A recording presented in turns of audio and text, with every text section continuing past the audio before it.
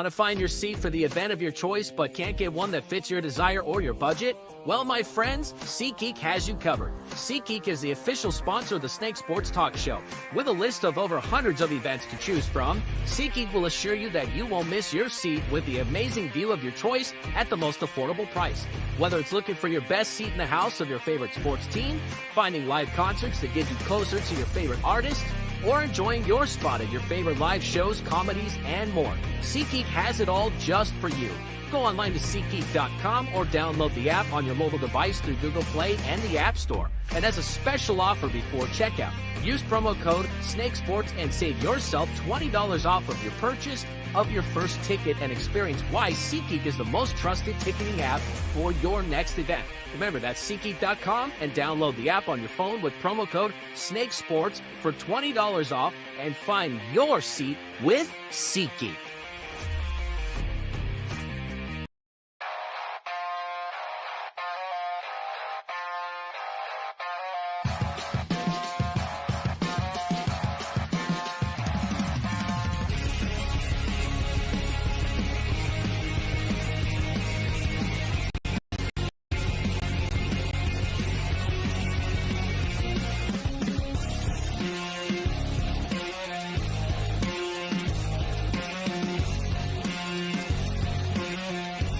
And now, broadcasting live from Las Vegas, the Snake Sports Talk Show with Jake Silva starts now. Here we go, ladies and gentlemen, on a Monday night. This is the Snake Sports Talk Show, wherever and however you may be watching and listening. Thanks for making us part of your day. Chase Evans joining us. We got a lot to talk about. Week 9 had a lot of truths, and we also had a lot of just teams that have been completely foosballed. But I'll tell you what, things are going to be heating up. Why? Because tomorrow is going to be a long, busy day about there. Whether you are tuned in for 2024 Election Day or you're tuned in to the trade deadline, I'm going to be stacked. I'm keeping an eye up on both because you know what? They're both important for our own reasons, whether it's you're a sports talk show host, and for ourselves, like what we're doing, this is going to be a lot for us, Chase. So tomorrow is such an important day for you and I and for all of us all around coast to coast. It is, and it's going to be one of the biggest elections that we're going to ever see of our time, and then it's going to be like one of the most important because you've got people that are, arguing back and forth about specific rights and just it's divided is what it is, and it just sucks. Oh yeah. Well, and here's the thing. I mean, we're going to see whatever happens at the end of the day because we like for some teams we're going to see the truths of a lot of them. And just like in America, we're going to see exactly with where our voices stand at the end of the day. So Chase and I and myself at the bottom half of the hour, I have 5 amendments to what we should be focusing on as sports talk show hosts because we watch ESPN, we watch Fox Sports, we watch all these, these great people there, but there's some of the stuff that just doesn't quite add up right. But we'll talk a little bit more about that here later on. All right, so breaking news today that ended up happening in the city of New Orleans, Louisiana, and finally, it took a long time coming, but it finally has happened. Dennis Allen has officially been fired from the New Orleans Saints after going 2-7 and is also 26-53 all-time as a head coach. Listen, I'm going to tell you right now, the Saints that we kind of looked like are frauds, okay, for a few reasons. In the first 2 weeks, they looked like there was promise in this roster. The fact that Alvin Kamara was untouchable and unbeatable. Derek Carr, you know how many people were literally shouting out Derek Carr for MVP of 2 weeks? Yeah, now look what's happened 7 games later. The Saints right now are clearly not the same Saints team. Listen, I like Dennis Allen as a defensive coordinating coach, but as a head coach, like I told everybody a year ago, I don't trust a head coach that has a 35% winning percentage as a head coach I don't trust the head coach that I know at times. Usually, like, what do defensive coaches tend to do? They tend to get defensive. They pull the reins back. They don't exactly, innovate a lot of the offense. Now, some of it you could say, was all Pete Carmichael, the previous offensive coordinator. They changed it and they got Clint Kubiak. For 2 weeks, it seemed like there was promise. And then by the last 7, it's the same old Saints. It hasn't changed. It hasn't innovated. And by the way, this roster is old. It's not the same roster as we've seen in the last few years. Marshawn Lattimore is getting too injury prone and expensive. I would say Demario Davis has kind of hit a wall. Cam Jordan's also kind of hit a wall. There's some of these guys that have clearly hit a wall. And this is exactly what happens. And it had to take the last domino to fall against your division rival, who you absolutely dog-walked in week 1. They came back and they beat you. It had to take that last domino to fall for Dennis Allen to get fired. I mean, many people, I've spoken to some Saints people, and what's funny is that they were like, "Nah, we like Dennis Allen. He's better up on the defense." I said, "Good luck," because this is exactly where I'm getting at. And listen, I'm not throwing any kind of shade at all on Clint Kubiak. I do think he's a very good offensive coordinator, but I think the problem of it is it's just not creative enough. And then the other problem of it is, too, the Saints are getting a whole lot of heat for a few reasons. Number one, head coach clearly is not innovative enough, wins 35% of his games, and he's 26-53 all time as a coach. Second thing is, look at Derek Carr now. He suffered an injury. He's clearly not looked like the same. And the other point is, you now have lost Rashid Shaheed for the entirety of the season. You're probably going to lose Chris Olave for an extended amount of time because the quote-unquote hospital ball that has been thrown there and caused Chris Olave to now have his 5th concussion of his career. So this is not good. And here's another reason. Next year, the New Orleans Saints owe $81 million in cap. You know what that sounds like? It sounds a lot like the so-called billionaire who's got a beautiful suit and tie. He's kind of got to look professional a little bit. He just came out of his, expensive Lambo that he literally parked up into the VIP parking space, and he's up there and he's got himself a huge acre of land where he's got his own paid up mansion. But you want to know the other downside behind all this? He's literally maxed out 5 credit cards. He literally has a credit score that's literally shot to hell. And then at the same time, he's got to pay all that back. And you know what happens when you see people like that? Vehicles get repossessed. Houses now are starting to get taken over by the banks. And then all of a sudden you have to now pay off this whole credit card debt. That's what the Saints literally have to do. And you know what? I feel bad for Saints fans because when Sean Payton left the building, things were going downhill. And you know what? If it wasn't for Sean Payton and if it wasn't for Drew Brees, this organization would still be the same old lousy paper bags on their heads kind of Saints organization. That's what it was like before Sean Payton and Drew Brees arrived. And they resurrected this organization right after Hurricane Katrina. And the second that they did, Super Bowl, you're getting into the NFC Conference Championships, you're winning your division almost every year, that's gone away. And usually it does happen when you move on from a very good, maybe even a great head coach. Just look at what's happened with the New England Patriots. But at least the Crafts have a little bit of some sensibility in their heads to not max out their credit cards. At least they know exactly what a cap space is. That's why they lead the league next year in cap space. And the only thing you hope for is that all the way out there in the East Coast, they're spending some money like LA. That's literally what it is. But everybody down south, it seems like they got too caught up in Mardi Gras for like the past 5 seasons. They probably got way too hammered and not exactly, have full consciousness. And now all of a sudden they got to pay $81 million in cap. This is a bad franchise. And it has been a bad franchise for a long time before Sean Payton arrived.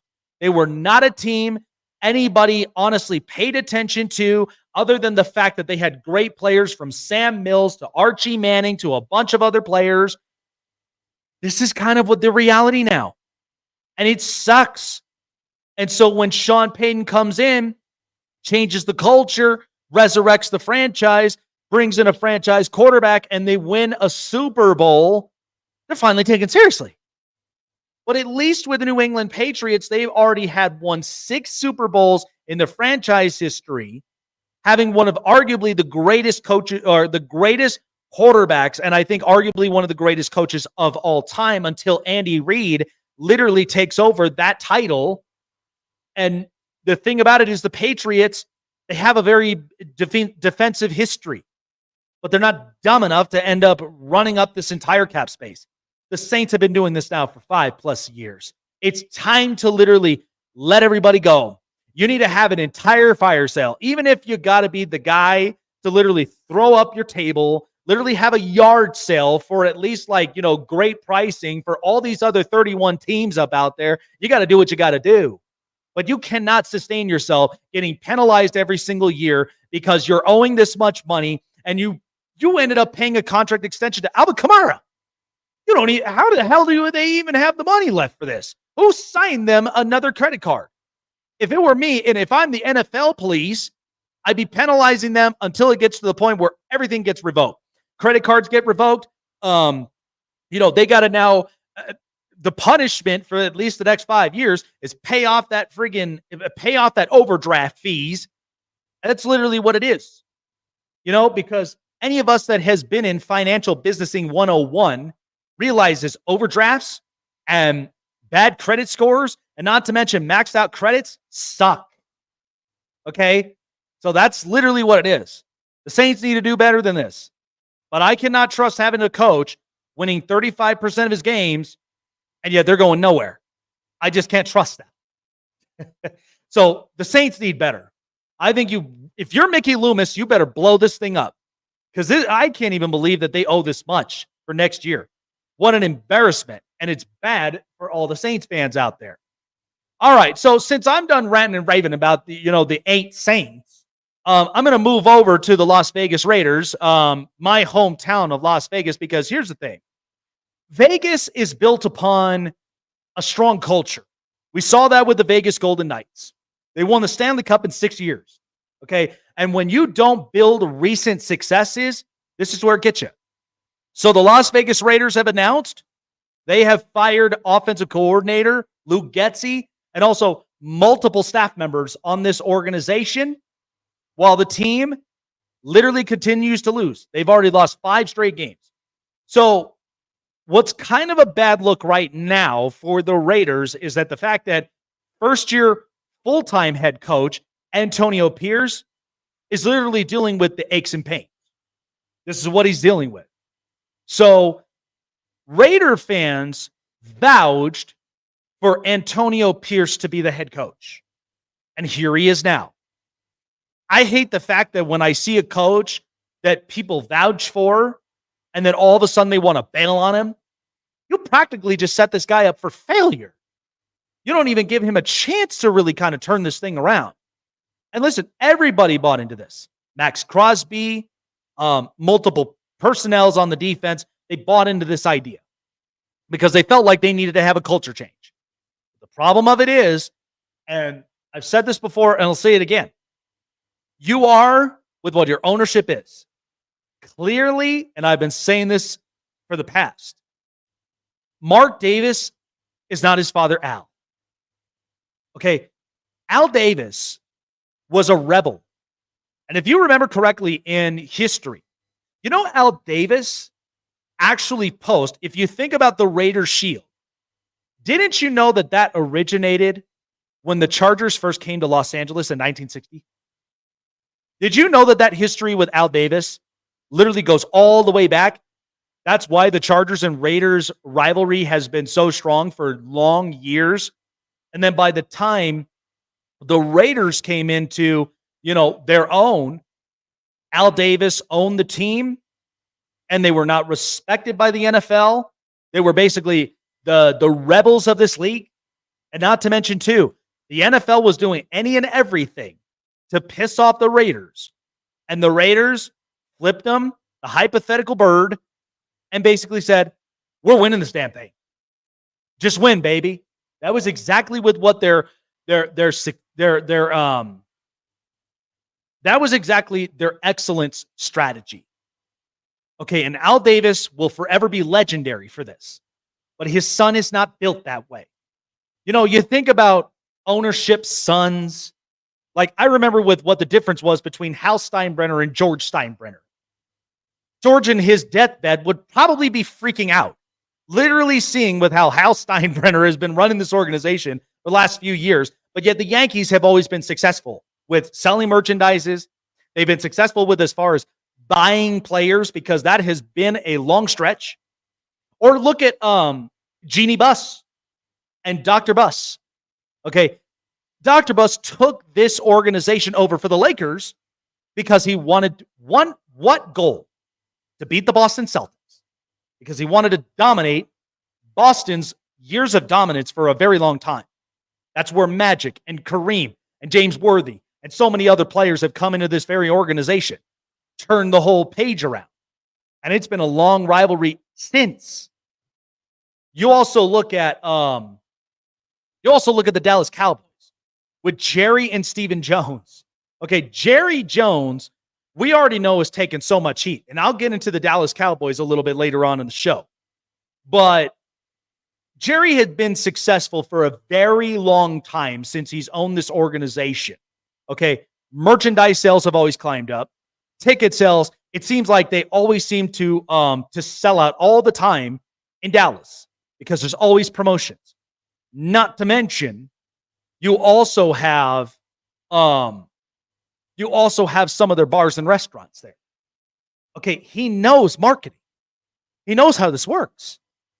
But then you've also got the kid, Stephen Jones, who's trying to basically be there in the father's shoes. And yet clearly, this ain't working out. The Raiders need to have a serious culture change. And I think we already know that. Build up the cap space.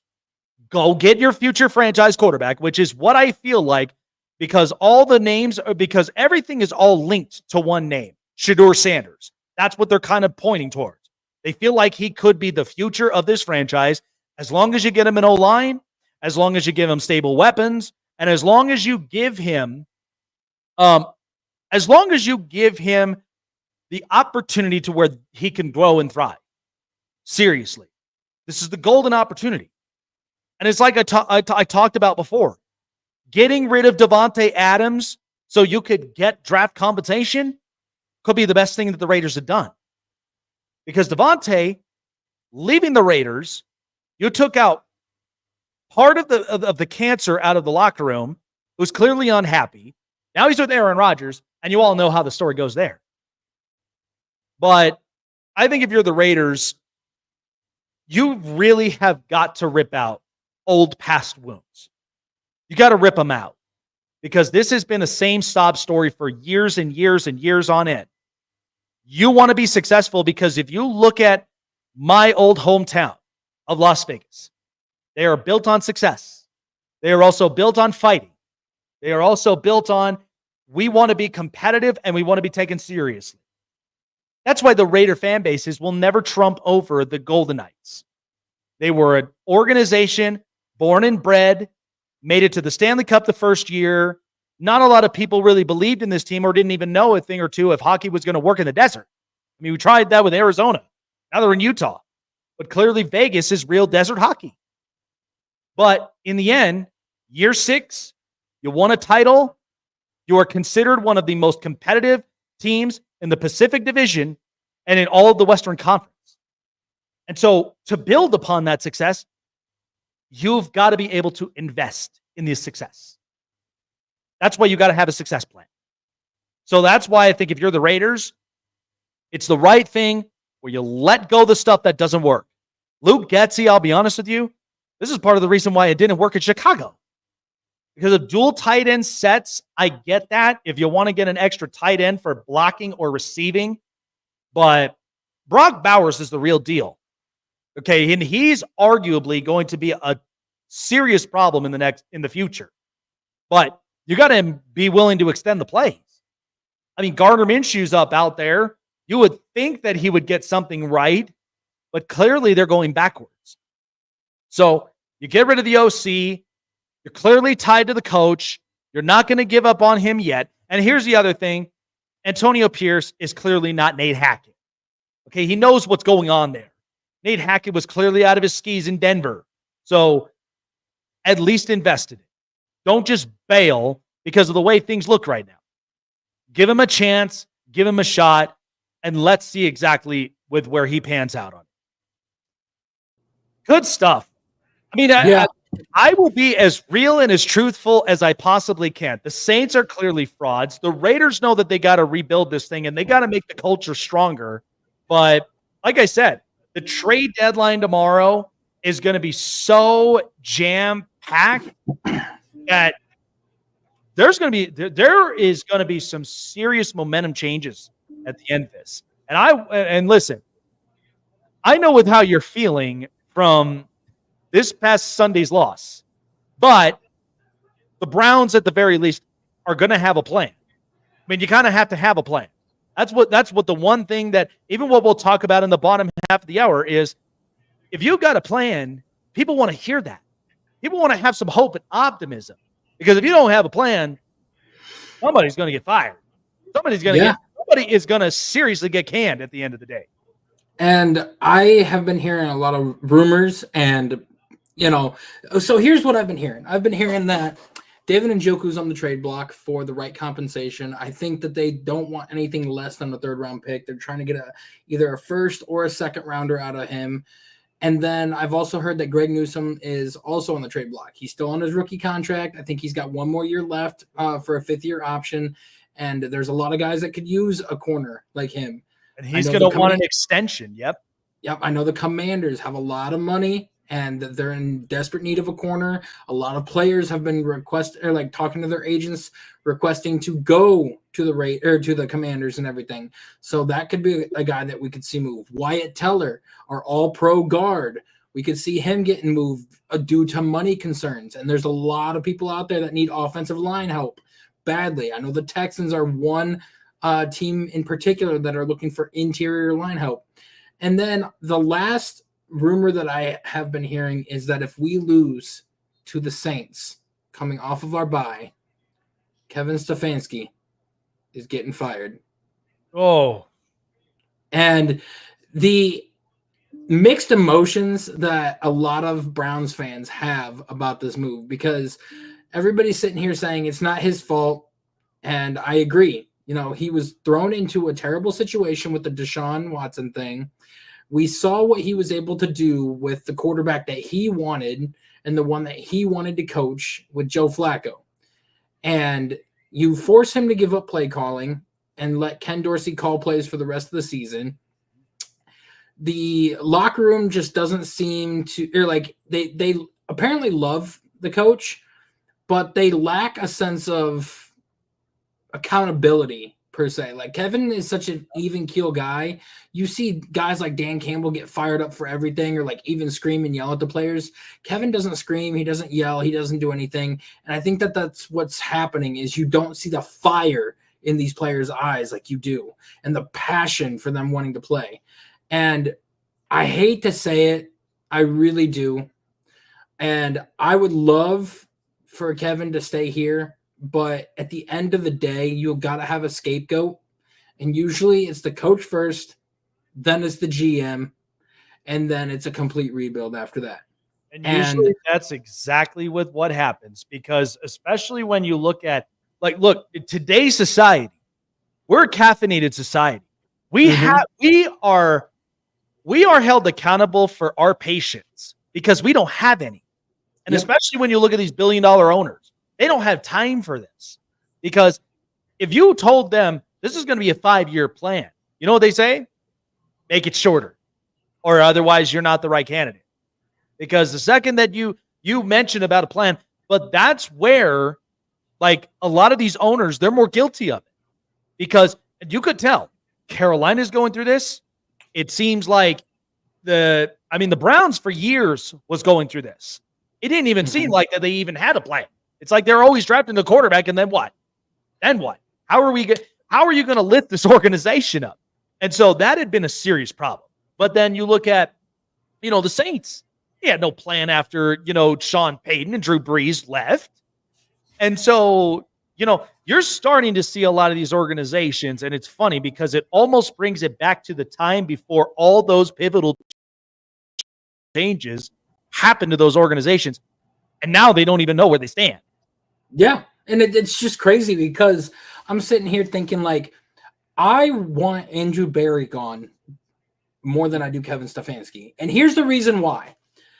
I told somebody the other day, they're like, Andrew Berry's done a great job. Yeah, he's done a fantastic job bringing talent in during free agency. He's done a fantastic job fleecing people with trades, like the Amari Cooper trade, getting him for a 5th-round pick from the Dallas Cowboys. He's done a fantastic job at, working the cap and making it, into our favor. But if you go back in the last 4 drafts that he's had a total of almost 100 picks, close to it. And I would say probably closer to 60 picks. But look at those 60 picks and how many of them are starters. Full-time starters, not guys that have gotten benched and then been replaced with starters. I'm talking about full-time starters. 5. You got 5 full-time starters on this roster. And then now you're getting the likes of Cedric Tillman, the likes of DeJuan Jones, getting regular playing time because they just benched his first-round draft choice from 2020, who he passed on Tristan Wirfs, who's an all-pro left tackle now, and got Jedrick Wills instead. And they just benched him for DeJuan Jones. Cedric Tillman taking over for Amari Cooper, starting to play very well, starting to look really good, and looks like he could be a number 1 wide receiver. And Greg Newsome, who is a rotational piece in this. He gets, a few starts here and there. Great corner. He does phenomenal at drafting corners. Andrew Berry does. Martin Emerson, Greg Newsome, he get Cam Mitchell. Like, you got a lot of guys. But the starters that he's drafted, Martin Emerson, Greg Newsome, Grant Delpit, JOK, and then the last one, DeJuan Jones now. Yep. So and like, to me, I think that that is warranted of him being fired first, because we need to get a football guy in there. We have the analytics side, and we've been doing that for so many years now. And the problem that we had is we had John Dorsey in this building. And what did John Dorsey do? Got us Myles Garrett, got us Denzel Ward, got us Nick Chubb, got us Baker Mayfield. He got us a lot of the talent that got us David Njoku.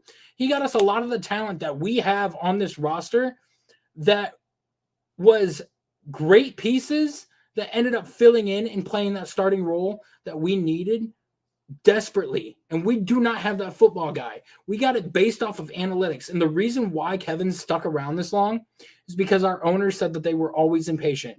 They were impatient because they would always fire people too early, didn't give them a chance to see what they could do. And now, you're seeing the result of them being patient. But if you pull the trigger on this too soon and you let Kevin Stefanski out this building, you are basically in a full rebuild at this point. Oh, yeah. And especially with the way that the state of the organization is already going to, it's like the head coach. I mean, this is different from compared to like with the Saints. I mean, the Saints, you needed to make this fire like last year. The Jets, this is all on Aaron Rodgers. And yet the organization is clearly making this happen. Before the Jets won the game, you know how many Jet fans were screaming out, sell the team? They were doing that before the game started.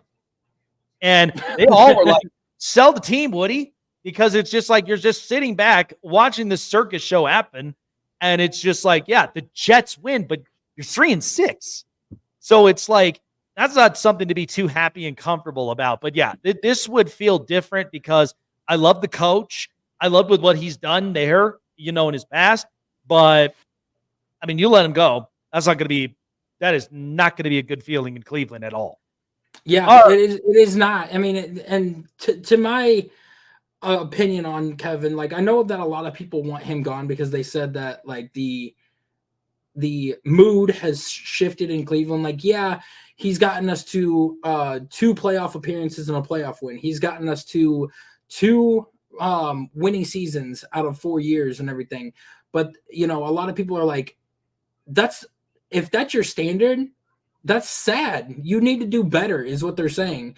And if that's all you can do is just get us to the playoffs or, like, get these guys to a winning record, you know, he needs to go and, like, you know, revamp his skills, is what I've been hearing a lot of people say. So I feel like a lot of Browns fans are going to be happy with the move. Me personally, I would not. Yeah, no, it is, and you're going to hear it from a lot of different Browns fans up out there. But, you know, everybody has their opinion up on this stuff. But that's why, you know, it's going to be interesting to kind of break all this down here and there. All righty, folks. Well, like we talked about, because election is tomorrow and also trading deadline. And by the way, there are prop bets out there for you to figure out who will be sitting amongst the big seat tomorrow with all the votes going on. Plus, who's getting moved. Chances of them landing in the favored spot. All of that you can bet here on BetUS.com, where we have daily, our daily prop bets, and not to mention arguably one of the best sports books in the country for over 30 years. BetUS has been great at what they've been doing, and also not to mention too, to hypen up a little more of the experience, you'll get your opportunity of having your very own account manager, giving you the best strategy and the best looks of what's all going on in the daily sports book. Because there's so much to go around. NFL season, hockey season, basketball season.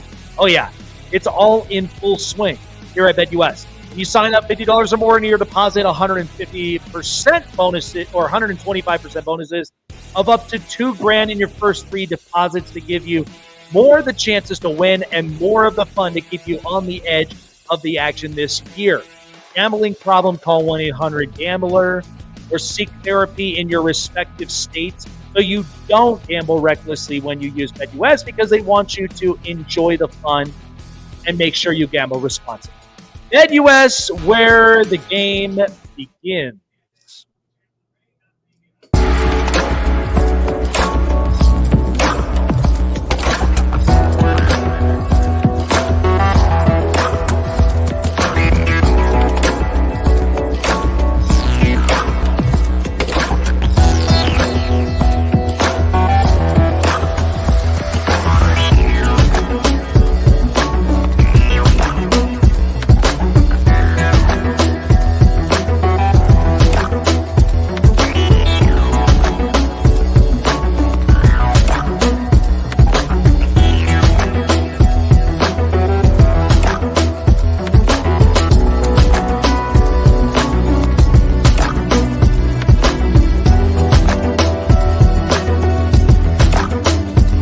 Listen up, sports fans. Your favorite sportsbook, BetUS.com, is back for our 28th year of NFL action. With the industry's biggest sign-up bonus of up to 200%, BetUS offers our members the opportunity to cash in on all your favorite sports, including NFL, NBA, MLB, and more. We've also got hundreds of new casino games, including the coolest new European slots, and our live dealers are waiting for you at the table. Sign up at BetUS.com today to get into the action. BetUS, where the game begins. Check out the Con Man live on the Sports Corner, coming to a screen near you, giving you the greatest stories from basketball legends you've never seen before, sharing their glory, building the toughness, and how they show off their swag. But only one man knows all that, and that's the Con Man. Join Michael Conceição, the Con Man, at the Sports Corner, Fridays at 5 p.m. Eastern, 2 Pacific on Sportsway Network. Snake Sports Talk Show is sponsored by Muscle Tech, with hundreds of supplements and vitamins to choose from, all packed with 100% all-natural proven ingredients. You can be sure that Muscle Tech will give you the edge and the boost to train and look like your fit and healthy best, whatever your goals are. Try Muscle Tech today and use promo code SNAKESPORTS to save 30% off your purchases. So, it just got me thinking, at least for like a couple of these teams that are already pushing and gaining momentum as we go into week 10 and as we get ready for trade deadline. So there are teams right now I feel really, really good about. So as usual, the Baltimore Ravens, no matter what that defense looked like, they absolutely obliterated and they exposed the Denver Broncos. And the Broncos have had such a good defense this season. But you're giving up 41 points and Bo Nix only getting a receiving touchdown. I mean, it had me fooled because I thought the Broncos would have stood a chance with Patrick Surtain, that young pass rush. I mean, by the way, Jonathan Cooper ended up getting a contract extension, and good for him. But the Denver Broncos clearly did not show up. I think they forgot what week it was. But it all just comes to show you that Lamar Jackson is he's just that gifted. Very great runner, can clearly throw to a lot of his weapons. And at the same time, you'll look around the league. And right now with what we're seeing as we're close to mid-season MVPs, right now the ones that I can tell you, and I gave up my top 5. So number 1 that I have on this list here. So I'll put on a little bit of music, but here's what I have as far as top 5 MVPs this season. So sitting atop everybody, and who I think is very remarkable, Lamar Jackson at number 1. Folks, I understand splitting the carries with him and Derrick Henry has become a very lethal and destructive run game. But Lamar, I mean, he's obviously the NFC king, being 23-1 against the NFC alone. The other thing is he's competitive against teams over 500. I mean, the Broncos walked in at 5-3 before they demolished and destroyed that defense. And while they got newly acquired Deontay Johnson, but yet Zay Flowers and company, they got the business done. But Lamar this year, and what I've seen at least with stats, this year he's already leading the league in passer rating, and he's also just very, like I said, he's been very remarkable on the ground. So we know as far as with passing yards and such, sure, he may end up getting there at some point, but Lamar, he's already second in passing. And from what we've seen thus far, I mean, his touchdowns started to go up this year.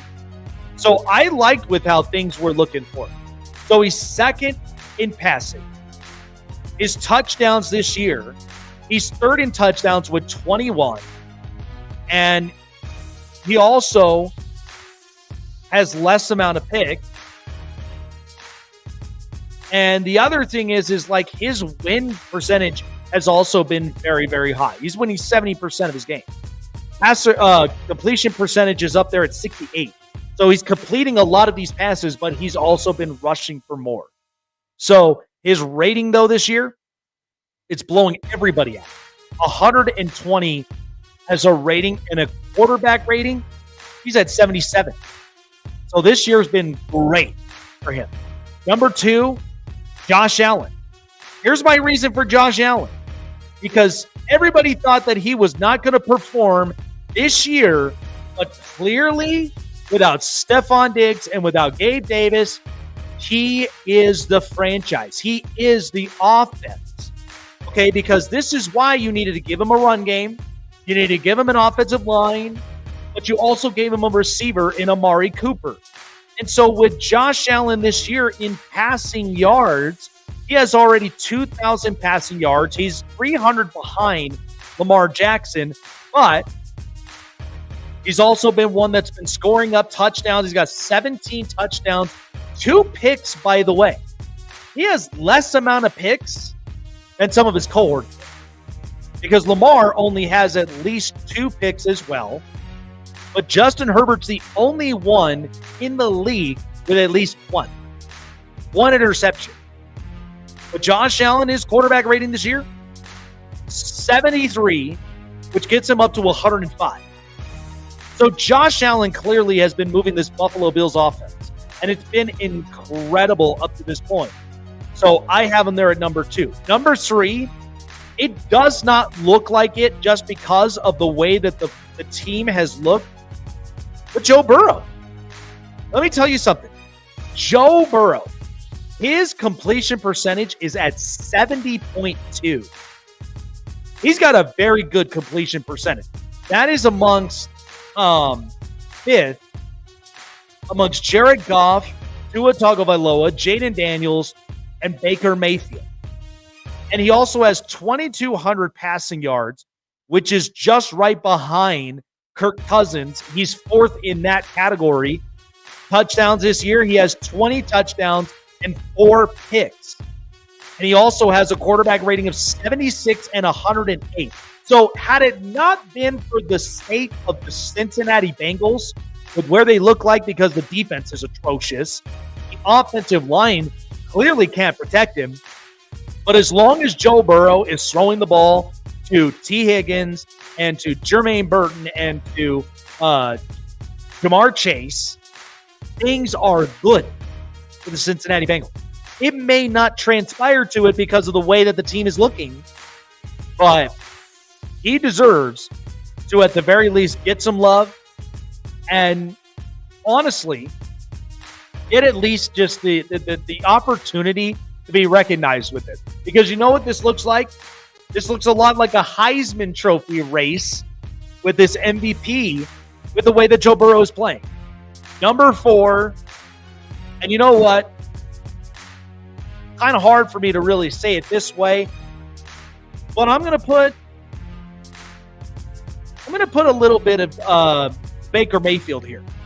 So Baker has 71 completion percentage.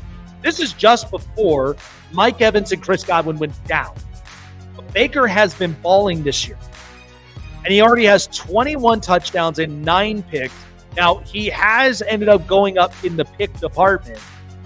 But from what we've seen from Baker, he already has 2,100 passing yards, which is 5th amongst quarterbacks this season. And his rating this year, his quarterback rating is, it's not as great, but yet the rating as itself is 7th. He's already 7th right now with 104 rating altogether. So Baker, before all of his weapons went down, was clearly looking like an NFL MVP caliber quarterback. What a fit it has been for Joe Burrow, or for Baker Mayfield, to be in Tampa Bay and to literally turn around this kind of culture post Tom Brady, keeping the relevancy in this organization. What a turnaround. And finally, at number 5, and here's what's crazy about this, and I'm going to put it there, but I think you can make a slow argument for someone like Jaden Daniels at 5. Let me tell you why. Because the thing about Jaden Daniels, he is 3rd in completion percentage. He already has 1,900 passing yards, which is just about 13th. It's not as great, but he's also very mobile on his legs. He already has, this year with touchdowns, he has 9 touchdowns and 2 picks. And he's also, his quarterback rating this year is 3rd amongst all quarterbacks. 76, and the rating is 5th at 106. Jaden Daniels, to me, and everything he's doing as a rookie, I think a lot of this you kind of have to give kudos to Cliff Kingsbury, because the way that he's been running this offense. And Jaden Daniels looks really good. Now, it may be too high for me to think about MVP, but let's also not sweat the fact that he's mobile, makes smart decisions, and at the same time, he's moving this Commanders organization. And they're in the best position because they have enough money in the cap space next year that they can go and get moves for defense and for offense and to improve and really make a massive run in the NFC. They are having the Houston Texans movement right now in Washington. where everything's brand new, the quarterback is new, and he's literally rising up to the occasion. So it may be crazy enough, but again, I think Jaden Daniels, I'd say he's worthy of an MVP. I mean, right now with what I've seen with some quarterbacks this year, like, look, I love Jared Goff, but I also do feel like he has not passed the ball a lot, and I think that's because his collection of offense around him is accounting for that. Because Jahmyr Gibbs and David Montgomery, they are a great duo, Sonic and Knuckles. Then you also have a very good offensive line for Detroit, and you also have very good weapons with Amon-Ra St. Brown. And by the way, Jameson Williams, he just got reinstated. He will be back. So they lifted up the suspension. He'll be back. So they get another weapon. So to me, as much as I have the soft spot for Jared Goff, who's been very good at completion percentage, barely turns the ball over, I just am like, I'm stuck between the collective offense and then the personal individual stat is where I'm stuck at. But it should be noted that he is the one that's moving the needle. And then here's another one. Kirk Cousins this year. Let's talk about that. 69% completion, 2,300 passing yards. And this year he already has 17 touchdowns, 7 picks with 100. But you make the same argument for his offense too. So yeah, and that's the other thing is that Atlanta, because he's going into a better situation with a better O-line, and he's got Bijan, and he's also got a couple of other good weapons. But here's the other funny thing. How good has Darnell Mooney looked? You know what's funny is that Kirk Cousins actually accounts for this because this has happened in the past with other receivers he's worked with. If there's a guy that even in Chicago who was not as big of a name, he just turns them around and they look like all pros. So Darnell Mooney's been having a heck of a year. But you look at how that offense now moves, and I'd say that's accounted for, in my opinion. I just think I think it's something that you can't really kind of brush away. see, now I would agree with you on every one of those except the order. And I'd probably would either take out, if I'm going to take out somebody, it's either going to be Baker or Jaden. Like I would say Jaden is deserving of it, but I would put in Jared Goff only because you've got to look at what he's doing. Like, yeah, he's got the offensive pieces, but you're not saying that for Joe Burrow because of the offense that he's got. You're not saying that for Lamar because the offense that he's got. You're not saying that for any of the other guys. You can't help the offense that they got, but the most valuable player is the one that looks the best going into the situation that they are. Dak had better numbers last year. Brock Purdy had better numbers last year. And they were playing better than Lamar Jackson was overall, and yet Lamar still won it. That's insane. But here's what's funny. You could also account that for what Josh Allen did. Because all it took was shifting offensive coordinators, and then they cleaned this mess up quick. Then he started playing like an MVP. Yeah, I would agree. But like with Jared Goff, like he's got 14 touchdowns, 4 interceptions. The interceptions are very low. The pass attempts, he's got 147 pass attempts. That is almost 175 less than Burrow and Lamar both. But the fact that remains is that even with those small attempts, he still has a completion percentage of 74%, which is the highest in the NFL right now. I would say Jared Goff is at least deserving of a top 5 conversation, but I could understand why people wouldn't want to have him in there. My order would be I'd actually have Joe Burrow at number 1, Josh Allen at 2, and then Lamar at 3. And I'm not going to sit here and say that Lamar's not deserving of it and like what he's doing is spectacular. Like his passing stats are up drastically since than years past. His completion percentage is up since years past. But look at what the teams that Burrow and Allen both have to work with.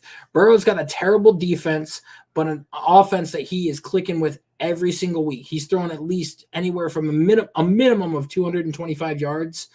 But like his best game that he's had was against the Ravens, where he threw like 370 and 4 touchdowns and everything. And like he is the sole reason why the Bengals are in this mess at 4-5 and have a chance to get back into the playoff hunt. Same thing with Josh Allen. He is the sole reason why the Buffalo Bills are as good as what they are. Lamar Jackson is not the sole reason why the Ravens are as good as they are. I feel like you can put in the backup and they would still be a good offense. Not as good, but they would still be good. So in my opinion, the MVP is the most valuable player, and the most valuable player is that individualistic player that is playing very well for their team. And that's why I got Joe Burrow ahead of Lamar Jackson. It makes sense. And like I said, I mean, I don't contest with that at all, because I do believe that Joe Burrow has done very good things with this, especially with the state of this team, which is why that I like it. It's funny how people on the outside don't consider it, that the fact that he has 20 touchdowns and 4 picks, and he's putting up such good MVP numbers to where he's top 4, top 3, and even top 5. And it's just nobody's talking about it. Nobody's talking about it. And so it's just like, because but the funny thing is that they're so fixated on right now the state of the team, which I can understand that. But if we're looking at it from an individual standpoint, but the thing I will rebuttal on with Brock Purdy is that the problem with Brock is that I do believe he has a very good, smart football IQ. Mm-hmm. I think he's capable of making the plays. But take away CMC, take away George Kittle, take away Debo, take away those. What is he then? And that's one of the hard things that I think is so hard to grasp. But I love Purdy. I just don't think, because when we do talk about MVP, you're talking about somebody who moves the offense. You're talking about somebody who takes the offense by storm. But the other thing is, not only are you executing plays on script, but when pressure is in your face and you're without your weapons or you're without your key components on offense, are you still able to make the plays off script? Like, I've seen this several times with other quarterbacks. If they are capable of making those plays without those key components, that's another big takeaway too, which is why I think we're as honest as we can be about Brock Purdy, but we are leaving the window of opportunity still open. But I think when we saw with how Brock dealt with pressure this year, I think kind of justified itself. Is that even though I love Brock, but I've said it before, I think Brock Purdy is Jimmy Garoppolo, but more mobile, which means he's accurate of the football. He can distribute it to all of his weapons. And at the same time, he is such a good on-script quarterback with Kyle Shanahan. That's why too. But the other thing, what was different between him and Jimmy G is he can run out the pocket, create space, and be able to open up to throw to some of his receivers, which is why that I think he's so good at it. That's why we couldn't even figure it out when he first started as a starting quarterback. We just couldn't figure it out. But since then, when people have had film on him, I think we kind of come to that conclusion. He's a very smart, very productive quarterback, but he's not the one that I think has greatness from both the physical and I think from a more psychological standpoint. Because when pressure is in your face, I mean, you still have to be able to perform from there. Now, you may have, and this is also what's account for this.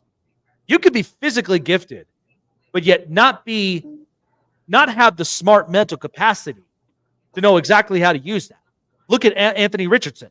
That's why he got benched. He has all these athletic attributes, but yet can't seem to get the simple throws down. Still, he throws a lot of reckless balls, and then at the same time, he's also getting injured. But then you may not have the physical attributes, but yet you are so mentally smart by the point that you could throw it there. Dak is also one that I think has those limitations, but he could still move an offense. He could still end up doing this, says all the right things in the podium. And then the same thing I would say for Brock Purdy. You may not be physically gifted, but you are still capable and productive enough to do that. See, I disagree with you on the Dak thing, though, because Dak he has Rico Dowdle. He has now on that part.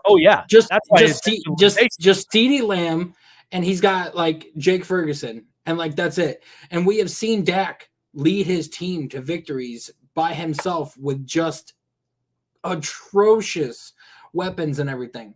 And like, I get your argument when you have like CMC and Brandon Ayuk and George Kittle and stuff go down, and you know you're like, all right, you got Ricky Pearsall and Jawan Jennings. Let's see what you can do with them.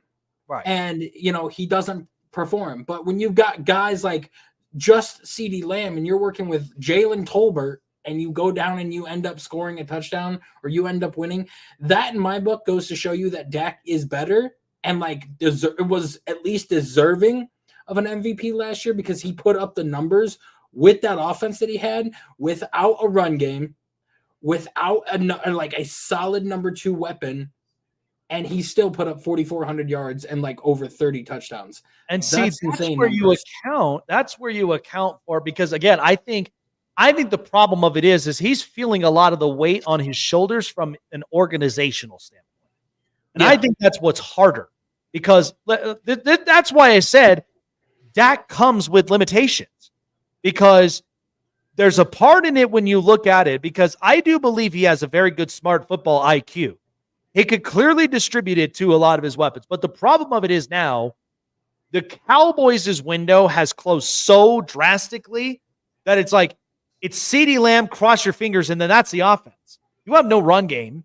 You clearly, like, your offensive line is starting to rebuild. And even when we talk about trade deadline talks, I think this is probably the perfect opportunity that you need to move on from Micah Parsons. And the only reason of that is you're in a defensive draft. You could get another pass rush. But the problem of it is that they kind of feel a little bit cap thin. And to me personally, look at the trend of the NFL. People are getting younger on defense. The Bills did this.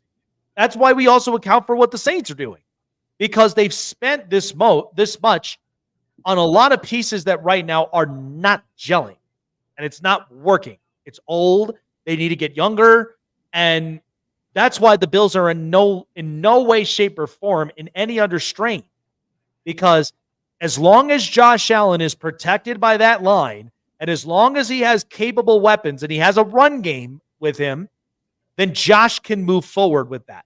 And you could build upon defense in the next 2-3 years. Get it younger and then get those guys to where they need to be. But with Dallas, back-to-back drafts, you drafted O-linemen. And so your only best option would be to trade away Micah, get the value that you need, and maybe go and build your O-line, and maybe go and get yourself a running back. I'm watching this kid in Boise State, Ashton GT. You go get him, and here's the thing. You could bring back Zeke for one more year and be a red zone threat running back. But at least you have a healthy offensive line. And go get a second receiver. That's what I'm saying. JT with the Cowboys? That's insane. That's what I'm saying. It's just like, if you really are, if you are the Cowboys and you know your weakness is that run game, because like I said before, and you're my witness to this, I've said when the season started, the downside of the Cowboys is that they are going to be too Dak reliant to where it becomes too pressurizing, and Dak now has to save and run for his life. And he has to literally make those plays with just one receiver. You can't trust Jalen Tolbert. You can't trust Kevontae Turpin. You can't even trust at least, the other receiving options. It'd be better if you had a second receiving option, but look at some of these second receivers they had. Michael Ferguson's the only other option. Yeah. And it's like Michael Gallup has dealt with injuries. Terrence Williams at one point was abysmal and non-existent. And so it's like they haven't hit on number 2 receivers. So that's why I'm like, I said they had one in Amari Cooper and let him go. So it does not fail. And that's why I think if the Cowboys trying to figure this out, I think that's the best option that you could do. Fix that have Jerry sell the team, or Jerry step down from making the decisions? I think you step down from making the decisions, because here's the thing. Ownership is going to throw you the money. It only takes, and this is what's part of the problem of family business mentality versus outside eyes. Outside eyes see with what's currently around them, and they find a way to adapt. Family businesses, and usually this happens all the time, is that they stick to a formula and they'll never change it. They won't sprinkle up and kind of, give a little different taste of flavor, or maybe come out with like a different recipe or so to keep people engaged. And that's what I think is the problem with the Cowboys. They've stuck to this formula for so long. And yes, Jerry has made his riches with marketing, and he's made his riches with merchandises and his brand. But when you talk about future successes, and when you're talking about a 5-year plan to get this team back into the Super Bowl, they don't have it. They don't have it in them. So that's what's the problem. So it's not that hard. They got 14 picks in the draft. 14. I counted them the other day. Yep. What you easily could do, draft Ashton Genty, fix the offensive side of the problem. At least you got another offensive piece, another offensive weapon to work with. Take some of those picks, trade back into the first round, pick up Benjamin Morrison, a corner out of Notre Dame. He is injured right now, but he is one of the better coverage corners in this draft. And, trade Stephon Diggs. Or not Trayvon. Trade Trayvon. I was about to say that. I'm like, does that account for you to trade Trayvon? Because you trade Trayvon and get more picks for that. Then you got Deron Bland and you'll have Benjamin Morrison. Benjamin Morrison's a better coverage corner. And then take the picks that you would get with the Trevon Diggs trade and then trade up again in the second round. Get another O-lineman. Go get another receiver. Maybe even get a facilitator at linebacker, because you need a defensive tackle is what you need. You need that interior defensive line to help stop the run. And who better than to Walter Nolan out of Ole Miss, who would be there in the second round for you to pick up, or the guy out of Duke, I forgot his name, but he's a big beefy defensive tackle. He is 320, and man, the dude is a monster. And right there, I just solved all of the problems that the Dallas Cowboys have in just 3 moves. And that is it. It's not that difficult to do, Jerry. I understand you want 14 picks. I would rather have 6 picks and trading up to get 3 to 4 players that are very, very talented than to have 14 players that probably half of those won't even pan out. Yeah. Oh, yeah. Well, I'll tell you what, because I know that we got a little bit of some short spare time, but I figured we'd do this quick before we end up getting into what the people want to hear as a little PSA announcement. But I figured because trade deadline is going to be so exciting and it's going to be big, I figured we would go our buyers and sellers tomorrow, because I want to know accurately with a lot of teams. So let's start with the AFC team. So let's start with, I would say right now, I would say probably in the NFC, the AFC South, Texans. Are the Texans going to be buyers? My guess is that I think they will be, but I don't think they're going to make a lot of noise. But here's what's happening. They are going to get Nico Collins back at some point. So that's a good break for the receiving corps. And especially now they're back to what they originally were before Stephon Diggs arrived. But Stephon's out for the season. So they may be looking into a receiver. But if you really want me to be honest, I think there's a part of it that I think they need to go and get O-line help. Because after what I watched with that O-line and protecting C.J. Stroud, boy, is he getting under duress so much right now. So I think O-line help and then receiver. And I would honestly say maybe a defensive piece, maybe one. But that would be probably about it. But your thoughts on the Texans? Yeah, no, I agree with you 100%. I think that their main priority has to be offensive line. And there's two names I've been hearing linked to them. It's Wyatt Teller, the guard out of Cleveland, and then Brandon Scherff, the guard, the Jags. Because guard, the interior offensive line is the worst part of the Houston Texans right now. And they need center, they need guard, they need a lot of pieces, but I know that we're going to have to wait and see what they can do. All right. So how about the Pittsburgh Steelers in the AFC North? Because Russell Wilson and the team, they're 6-2. I say they'd be buyers. Now, the one thing about the Steelers, they clearly need a receiver.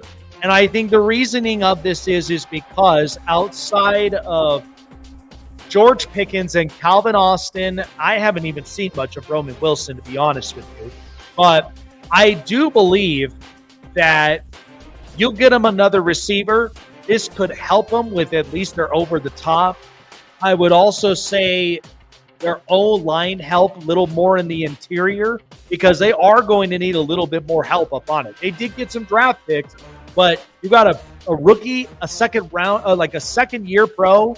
If you get somebody in there with the experience of it, I think Pittsburgh would be in good hands.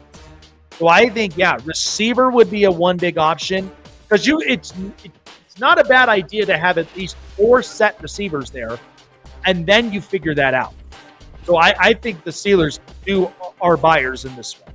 I think so too. And I don't know if you saw, but they had a deal put in place to get Christian Kirk from the Jags, and then he ended up breaking his collarbone, and the deal fell through. Like, that is insane. And I know that they're looking at guys like Elijah Moore from Cleveland. They're looking at, which I don't think that they would do that because the Browns don't want to make their opponents better. They're also looking at Mike Williams from the Jets. They're looking at Curtis Samuel. They're looking at a couple other guys just to be that rotational piece in there that they need. All right. So another team that I would also say would be the Tennessee Titans, but I think they would definitely be sellers in this one. Listen, I don't see them. I think that, but here's the funny thing. Look at how many of their defensive pieces is out there. Harold Landry. Now they did lose a big time corner, which was really bad. So now they're without them. And I do believe though, I'm not sure if Jeffrey Simmons might get moved. He might, but there's some good pieces that's there in Tennessee's arsenal on the defense that I'd say could very much be defensive upgrades somewhere. Yeah, no, I agree. I've been hearing L'Jarius Sneed linked to Washington as an option. Maybe Houston is another option as well. Kansas City going back there, I've been hearing is an option as well. So there's a lot of options that they got for L'Jarius Sneed. But it's going to be interesting to see if they actually move on from him after he just signed that massive contract. Now, this is interesting. You and I have had conversations about this, but the Cincinnati Bengals. Yep. The only reason of this is I feel like they very much could be buyers or they could be sellers. Now, it just got reported that T. Higgins, there are 3 teams now, or excuse me, there are 4 teams now that the odds are out on T. Higgins. And the 4 teams to let you know of if they do decide to move on because he wants a contract extension as well. But the 4 teams are the Chargers, the Steelers, the Commanders, and the Jets. That is going to be a little interesting there for Cincinnati. I feel like you could deal him away, get some draft capital, and maybe go get a move on defense to maybe go and help with it, and then you still have Jamar Chase, and now you elevate Jermaine Burton, and you got to make him work at the end of it. But they do have that Silva's wide receiver as well, who I also Yosevich. I think he looks very good. So I mean, I wouldn't even sleep on this deal. 2 choices I have for T. Higgins if he does get traded, and they're both in the same division. They're both in the NFC. That is the Tampa Bay Buccaneers, and that is the Carolina Panthers. Wow. That is but 2 Carolina, though. Wow. 2 options that I think that'd be a perfect fit. Yeah, I know Carolina's trying to rebuild, and they're trying to build from the ground up, but how much better would it be for Bryce Young to have a cornerstone wide receiver that you could have for years and a guy that could be your true number 1 option there that you could throw to. And then you got a young guy coming up in Xavier Legette that could learn from him. You got Adam Thielen coming back whenever he's ready. And then you got the young running back, Jonathan Brooks, coming off of the torn ACL when he's fully healthy and ready to go. Your offense will start looking a lot better. And now you're going to start seeing those conversations like, is Bryce Young really as good as people think he is, or is he just trash? All right. Well, that's interesting, though. But I like because Mike Evans and Chris Godwin are injured, could give Baker another weapon. So I can see that happening. Yeah. No, I think that's an interesting thought for Tampa. I probably would say for Carolina, in my opinion, but I think Tampa. I think that's a good thought. The Jacksonville Jaguars, I think they'll definitely be sellers. I mean, with Brandon Scherf there. Travis Etienne, by the way, another guy that right now clearly Tank Bigsby looks to be the running back of the future. But they do have a couple of other options. By the way, the Steelers were so close to acquiring Christian Kirk before he got injured. So close. I think it was like a 5th-round pick that they were sending the Jags' way before he got injured. Yeah. So it's like, that's kind of the thought that we're at. But I do believe, I think Doug Peterson is going to be the next guy fired. But I do feel like there are some quality pieces that right now they're kind of getting held back by their organization. But I think they could very much make a case for other teams involved. Yeah. No, I could definitely see that. I mean, the Jags have a lot of talented pieces that a lot of people need. For starters, I know people are going to look at Evan Ingram at the tight end position as a possible option because I know that there's a lot of guys that, need him. Maybe the Chargers will go look at Evan Ingram as an offensive weapon. Maybe they'll go, you got the Cowboys may go look at ETN as a possible option for the future at running back. I mean, there's a lot of – the sky's the limit for a lot of players on this team, but I know that they're going to keep the young core intact, like with Brian Thomas Jr. leading the charge as your top weapon. So, in sticking to the AFC, but the team that I do believe could be sneaky buyers would be the LA Chargers. Yeah. The reasons on this is because, Jim Harbaugh, he clearly is invested with the players he has now. But I think a lot of that is going to determine on what Joe Ortiz may do. Now, what's funny? Jim Harbaugh was on the Herd earlier today, and he made this clear. He was talking about wide receiver, and he was breaking it down from some of them that have predicted of the Chargers to go get receiver. Apparently, he says, we don't need one. So it seems to me they may still rock with the receiving core they have. But knowing this team, they love getting physical. They love defense. I also do think that they should look into interior with the O-line. But I'm watching this run game, and you could tell how different this is without Gus Edwards there as your power back to start the party. And then J.K. Dobbins, he goes and runs because they love playing physical, old-school football. So... one guy, like, if the rumors are true from what I'm hearing, and Jim Harbaugh loves to be that physical, dominant guy, and the rumors are true, you guys are going to get David Njoku. David Njoku is a guy that when he gets the ball, I don't know if you've seen him, but he will put his head down and he will truck people. And I remember him in the Ravens game last year where he ended up catching a pass and he went another 15 yards before he finally got tackled, and they gave it to him because they didn't blow the whistle until late because he was still trucking along. And I think that would, giving Herbert another guy that is 6'5", 220 pounds, and that can run a good 4.5 40.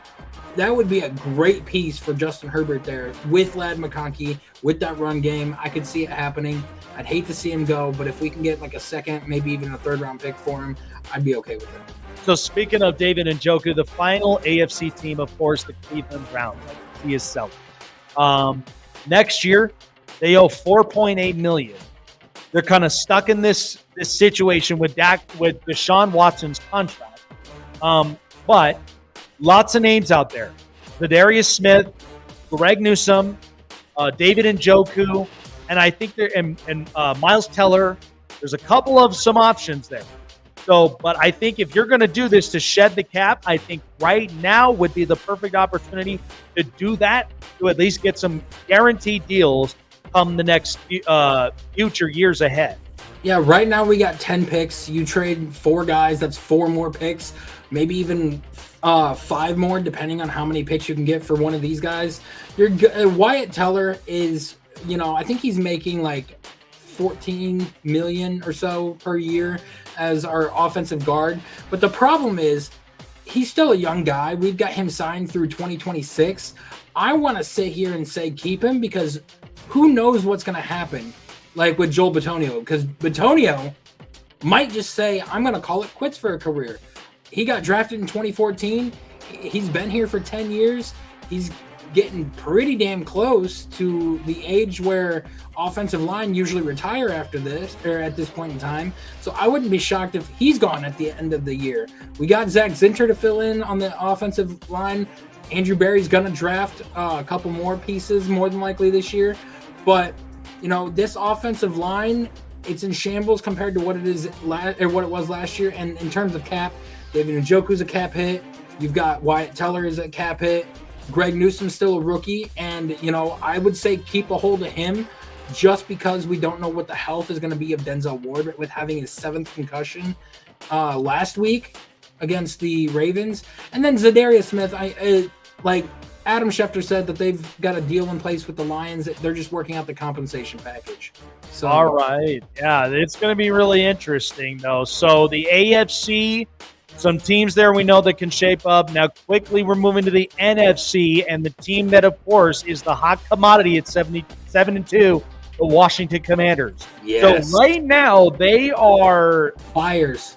They are big-time buyers. They're big I buyers. do feel like corner is their big help because right now Emmanuel Forbes is just not going to do it for them. But I think if they go and get a very good physical man-to-man corner, I think they could be very good up on that. They still have plenty of money in the cap next year where they can go and buy some players, especially when you're considering the offensive line.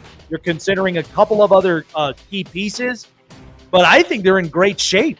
And that's why I think this seems pretty – this is a Houston Texans effect for them right now. Yeah, and it's kind of funny that everybody's focused on corner when there's another position in the back end of the secondary that people overlook, and that is safety. And one safety I can see that could become available, who's got 2 more years left on his contract, has been a 2-time Super Bowl champion and has proven to be a phenomenal safety in this league, and that would be Tyrann Mathieu from the New Orleans Saints. With the Saints and how much cap they have, or cap held they're in, and they're possibly rebuilding because there's talks of them getting rid of Marshawn Lattimore to the Chiefs as well. I could sit here and see Tyrann Mathieu being a hot commodity as well for somebody's secondary. Interesting. I like that thought.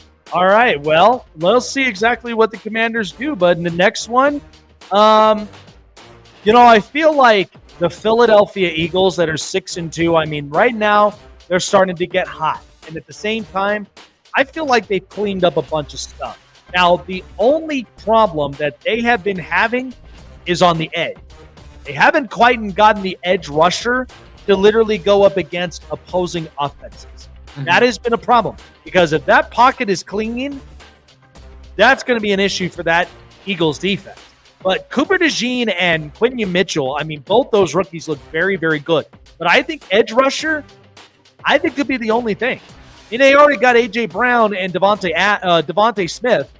But the only thing is you lose A.J. Brown, you know how marginalized you are with Devontae Smith. He's not quite the A.J. Brown type. So, again, I think there's options there, but I feel like edge is kind of the one that they really, really need right now. Yeah, and with the addition of Brian Burns on the New York Giants defensive line, that leaves one of the 2 guys, Azeez Ojulari or Kayvon Thibodeau, out to pasture, and one of those guys is not getting playing time. I'd say either one of those would be a great trade piece for them to put a package together and be like, hey, we'll give you some more picks so you can trade up and get your quarterback of the future if we can get one of your edge rushers and everything. And I'm pretty sure Joe Shane would jump on that in a heartbeat. 100%. All right, so another one, the Detroit Lions. So obviously Aiden Hutchinson down for the entirety of the year, and I've been saying about it again.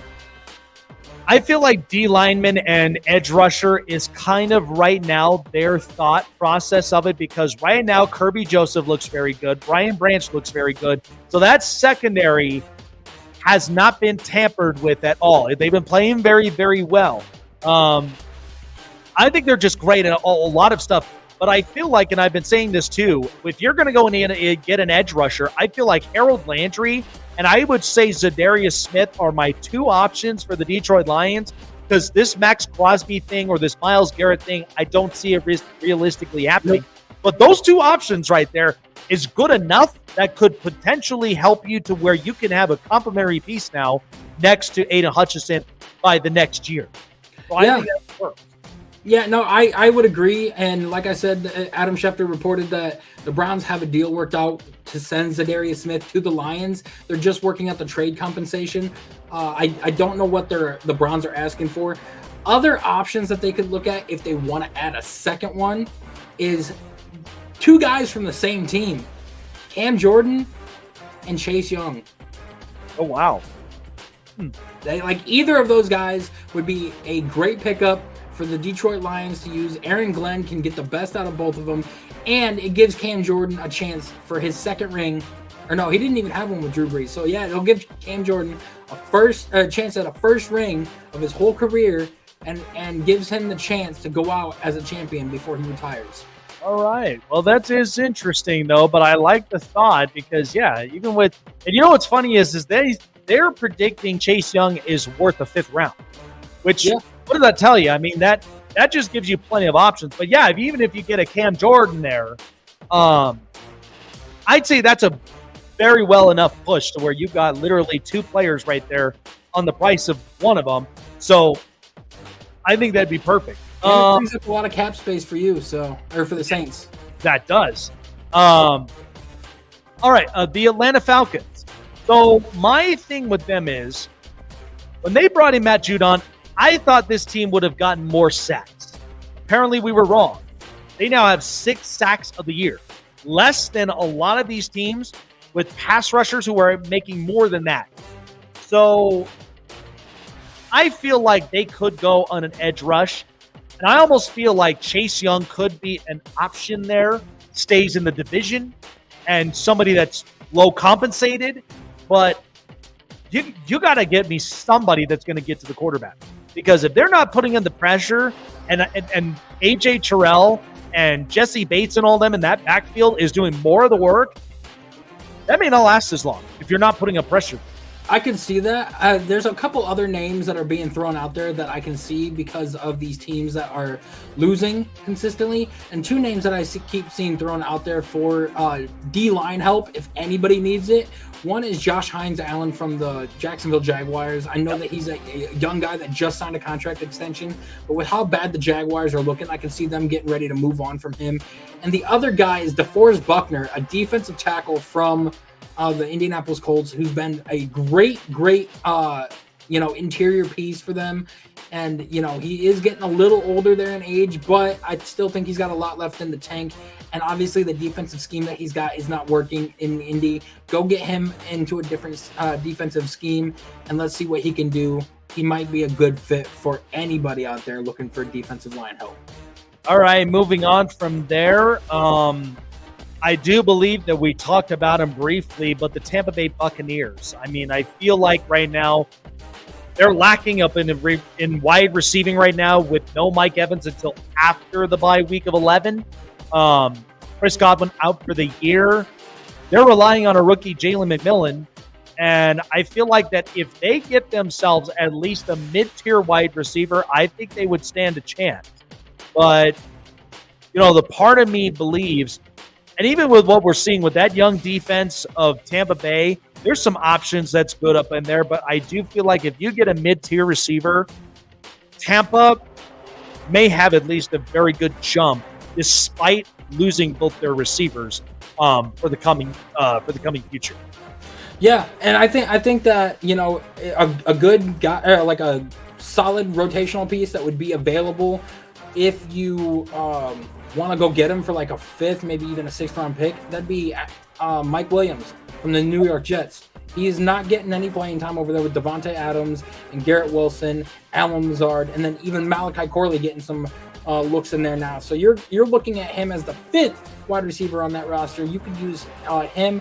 Elijah Moore from Cleveland I could see as another potential target for them to get as well, because I know, again, Mike Evans is coming back after Tampa's bye week, but they are going to need another weapon opposite of him to work out. And they're trying to bank on Jalen McMillan working out right now. I still think he's a little too raw, and you're going to need to get him a little bit more exposure before he becomes something good. So, of course, the team that we talked about, New Orleans, is big-time sellers. I mean, you have got to get back on track with this cap. I mean, there's a lot of names out there: Marshawn Lattimore, Cam Jordan, Chase Young, and I know that they signed Alvin Kamara to an extension, but I just don't know if they really have it in them to really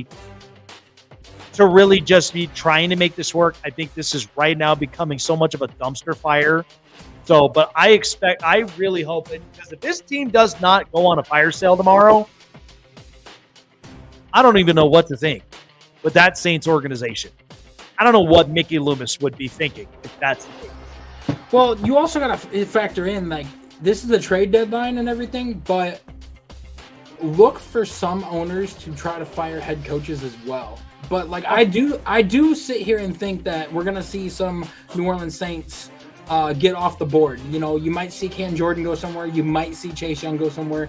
We're probably going to see Marshawn Lattimore going to the Kansas City Chiefs if they can work out the compensation. But again, do not be shocked if somebody comes knocking on the door for Tyrann Mathieu, a safety, looking to bolster their secondary. I know a certain cat in the NFL that needs a secondary help that could be needing Tyrann Mathieu, and that is the Cincinnati Bengals. Yep. Oh, highly effective.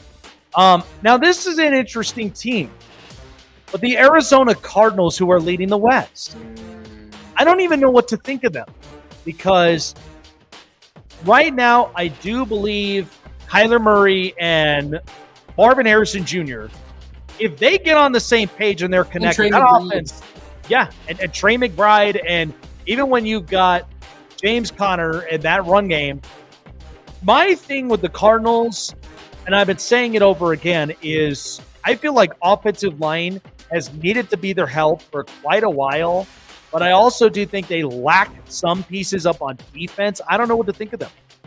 I just think, at first, I thought if this wasn't going well, I could see them being sellers and selling off Budda Baker. But now it just feels like things have kind of turned around a little bit.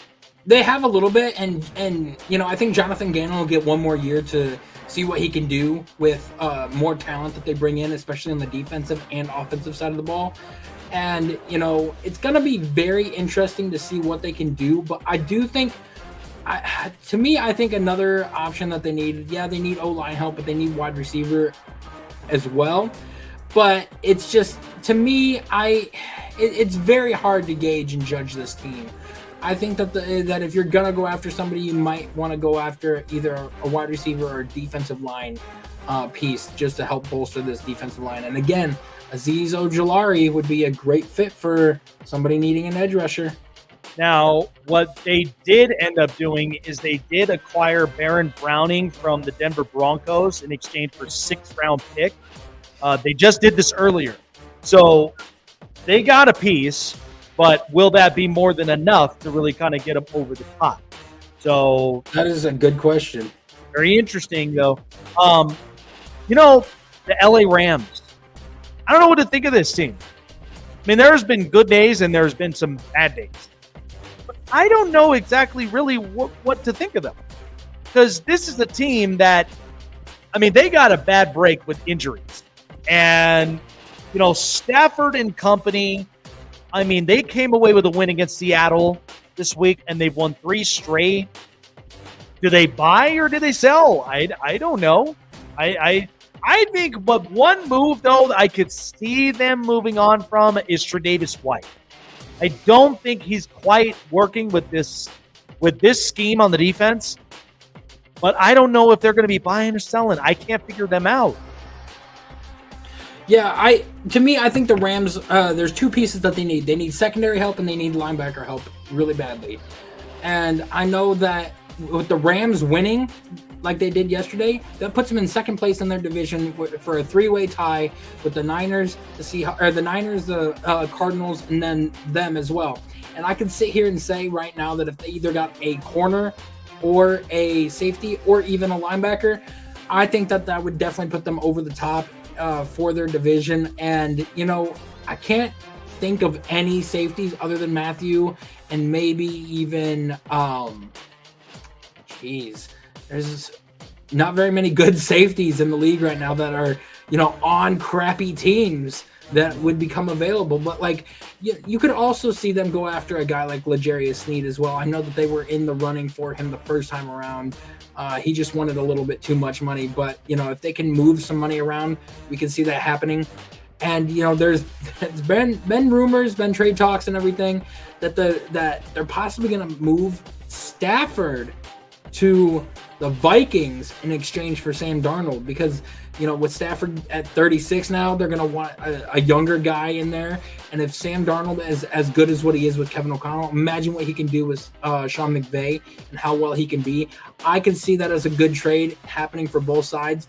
And even with the Rams still in the playoff hunt and the Vikings as well, that'll put that over the edge for the Vikings and then also over the edge for the Rams. It's a win-win on either way that you want to play it.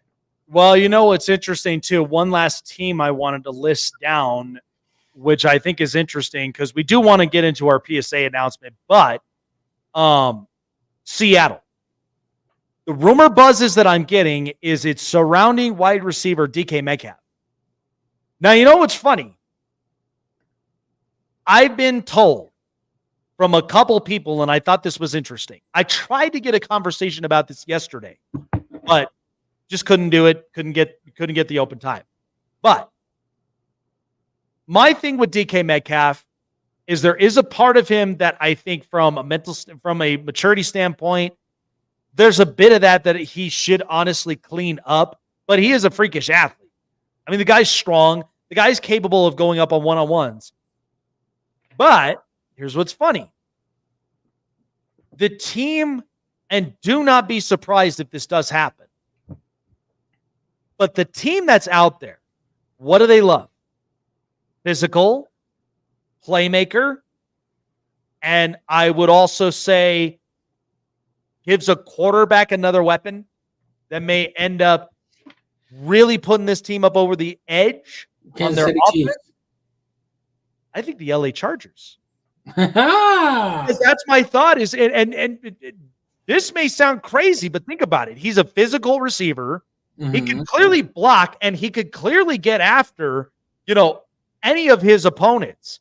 And he could clearly end up being a threatening force yards after the catch, because with what I'm seeing with Quentin Johnston right now, could be, what's funny is it makes me wonder, because it makes me feel like it's back to the San Francisco days.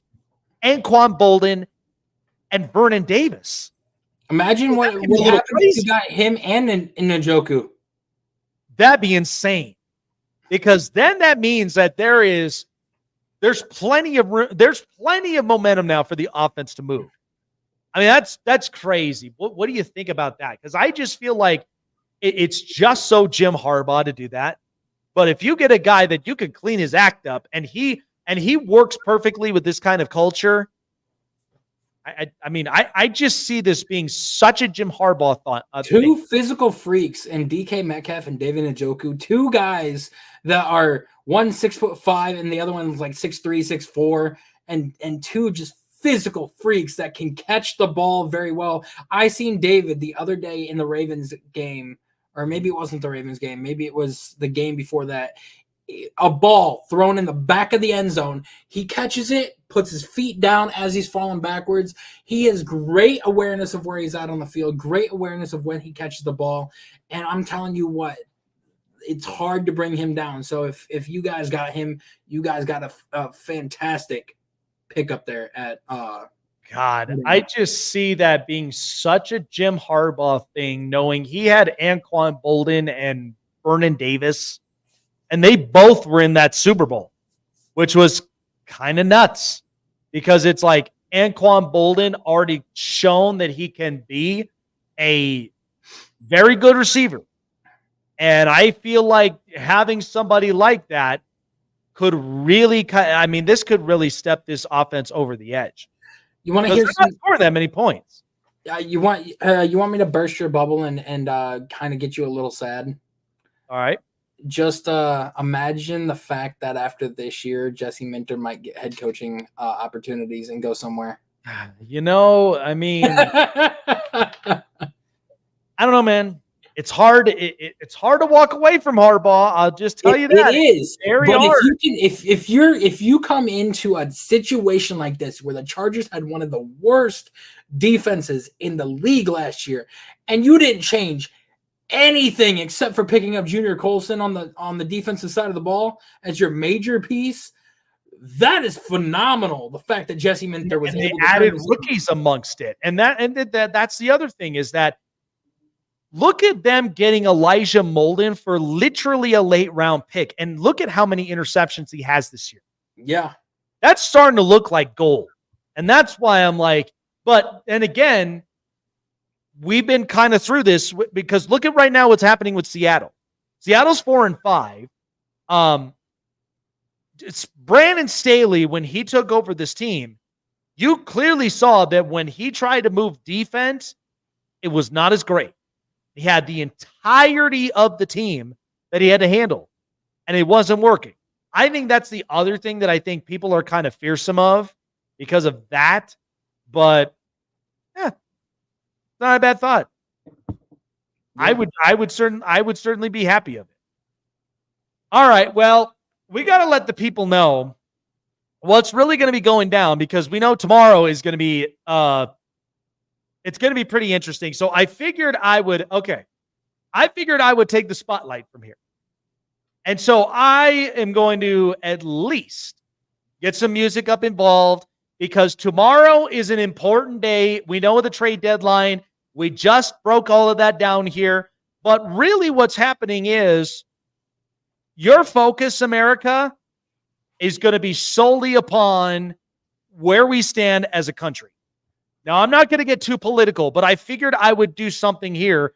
So I have a background for both of us, and here it is. If you guys can see it, I'll remove myself at least a little bit. Let me see if I can honestly end up shrinking this down. But I figured I would put this up for both of us. So there you have it. If I could at least get it. Yeah, this is clearly not working for some reason. I don't know why. But yeah, you could see right behind here, Silva and Steffes 2024. Because what are we really doing here? We are here to try to give we the people what they deserve, what they really deserve, and that is quality sports content. So there are 5 amendments here that break us away from our competition between ESPN and Fox Sports. So here's the amendment. So let's cue a little bit of patriotic. All right. It might be a little bit formal, but for yours truly, if you vote for me as one of the best sports content creators on the internet, from all over, Roku, iHeartRadio, and so much more. I promise here's my First Amendment. My First Amendment is, I promise to make logical, more understanding, and I think at the same time, unbiased debates bigger and better than ever. Because if you're seeing right now with some of these debates, it's a lot of clickbait debate. I'm not about that. Chase knows I'm not about that, and neither is he. But we need to make it great again because sometimes when we hear all this stuff from just other networks, it's atrocious. Sometimes we're left there with like, what in the hell are they talking about?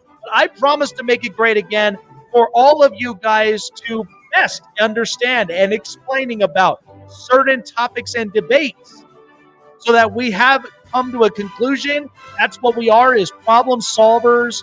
And we're also clear-minded. We're clear-minded talk show guys that at the very least have a thing or two of what's going on.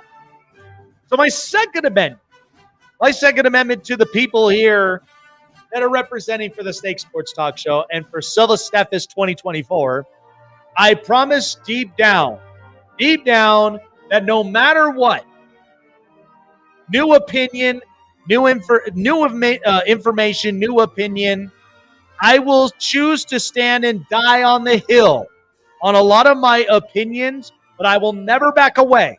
When I know that if I'm proven wrong, Chase is my witness and he holds me accountable, because you know what? We all have to be held accountable for a lot of our particular takes. Because listen, there are times where we can honestly sound a little ridiculous. We could sound a little bit clearly out of left field, but it does not change the fact that when new information arrives, we have new opinions. We have new standpoints, and we want to stay current. We don't want to be rigid. We don't want to be stuck to at least one side from here. And that's where I truthfully will change that. My third amendment for our campaign is we promise to post out and get a lot of involvement for all of you to see with quality content, what it's truthfully about. Because you know what? People deserve to hear the truth. People deserve to have a balance for certain topics on sports or whatever it may be, because I think it's important. Listen, media can sometimes feel a little bit misconstrued in some areas, but I promise to be the balancer as America's honesty mind. Because you know what? I don't want to be the guy that feels like I'm the bad guy and has to be the outlier from here. I want to be the guy that sticks true to my word, stays balanced, stays unbiased, and gives the people what they want, because you know what? It's for the people. Not for clickbaits, not for a lot of these people that are just trying to get likes and get follows and all the rest of it. Your follow, your subscription should be like your vote for a lot of people, because you chose me to be the guy that you would listen to on a daily basis, to giving you the best understanding quality content as well for all sports. So then, what are we at? My fourth now? I believe my fourth amendment for this campaign. My fourth amendment is I promise to open our phone line, because I want to hear you, all of the fans, because I think it deserves its place.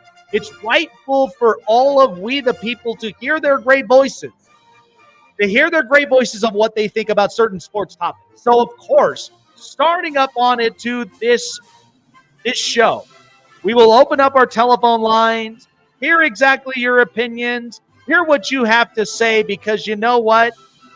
Like the First Amendment, which is free speech, we hope to hear you all of what you have to say about whether a respective team or a player or a performance or what you saw, because you deserve to have a voice and you deserve to be heard of what seems to be really getting under your skin. Let it out. And finally, amendment number 5. Amendment number 5, I think in some ways, I think this is important. I think this is important for the show itself. But I think we could honestly say, I'd say that Chase, from him being a new co-host here on this show, and for as long as he's been up on here now, freshly new, we deserve that we can give him at least a hot corner. Okay, because we know there's some of that he loves to bake up here up onto the show, especially when it comes to the Cleveland Browns. But he's representing proudly for the Cleveland Browns for what's happening up there in Ohio, whether it's them or it's the Ohio State Buckeyes or anything from there.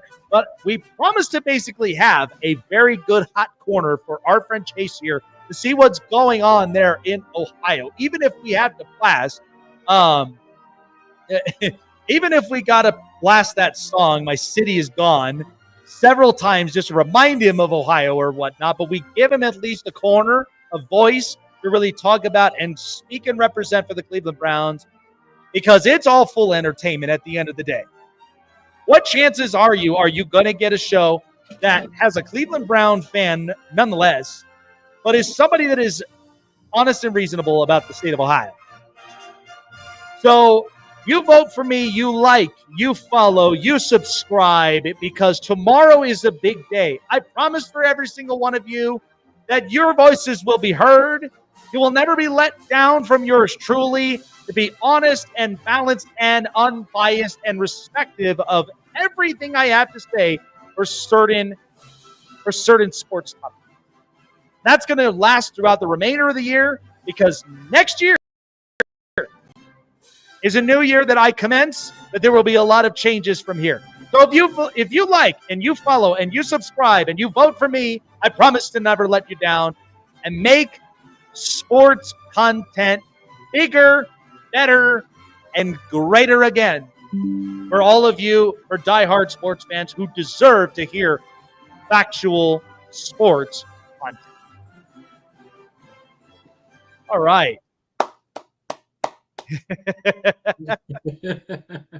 I think it really kind of worked itself from there. It did. It took a little bit of time from there, but there you go. There's a little bit of it. There you go. Yes, because you know what? I mean, for all of us that's grown up around in sports for as long as I can even remember, is like, now the day and age of sports has really changed. I mean, you see this a lot with clickbaits. You see this a lot with, media, viewership and likes and clicks and like all this stuff. That's just not me. I continue to be as honest and as balanced and reasonable for every single one of my fans here. So that's just the way it is. It's like, you kind of have to look at it. Baron Browning was who they were talking about. That one from Denver. Yeah, that was what I was talking about earlier up on the show. But yeah, Baron Browning is officially a Arizona Cardinal. They're giving him away for a 6th-round pick. So not quite much going on with Denver, especially with that defense, but they already let go one of their defensive pieces. So damn. Yeah.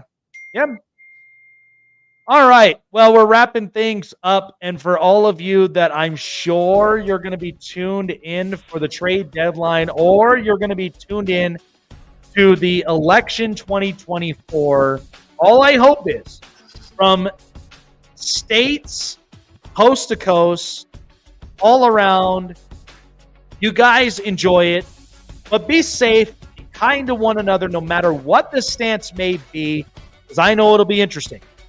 And we'll see where the focal point of America will be for the next 4 years ahead. But while on that, hopefully the trade deadline will give us something very, very sweet for us in the end of it. This the Snake Sports Talk Show. One. That's right. And the Snake Sports Talk Show with Chase and myself from BetUS and SeatGeek as well. $20 off by using promo code SNAKESPORTS. Do not forget the promo code SNAKESPORTS at the end of your purchase to get $20 off of your first purchase of your first ticket. So with Chase and myself, be safe. Election Day 2024 tomorrow. We'll see what happens. Take care of yourselves, and we will see you guys tomorrow on this edition of the Snake Sports Talk Show.